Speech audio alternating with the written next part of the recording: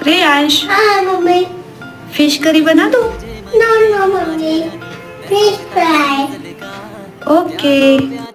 चला तर 31st साठी स्पेशल कुरकुरीत सुरमई फ्राय बनवूयात. सुरमई फ्राय करण्यासाठी अर्धा किलो सुरमई स्वच्छ धुवून त्यावरती लिंबू, हळद, मीठ लावून 15 मिनिटे मॅरिनेट होण्यासाठी ठेवून दिले. त्यानंतर होममेड फिश फ्राय मसाला बनवण्यासाठी मिरची पावडर, जिरा पावडर, धनिया पावडर, हळदी पावडर, मीठ, गरम मसाला आणि आले लसूण पेस्ट मिक्स करून घेऊ आणि यामध्ये पाणी घालून याची पेस्ट बनवून घेऊ. या होममेड मसाल्याने माशाच्या पीसला चांगला मसाज करून घेऊ आणि त्यानंतर रव्यामध्ये 1 चमचा मिरची पावडर आणि चवीनुसार मीठ ॲड करू, मिक्स करून घेऊ आणि मसाला लावलेले माशाचे पीस या रव्यामध्ये मस्त घोळून घेऊ. आता गॅसवरती जाड तवा ठेवू आणि यामध्ये 4 चमचे तेल ॲड करू. तेल गरम झाल्यानंतर लो टू मिडियम फ्लेमवर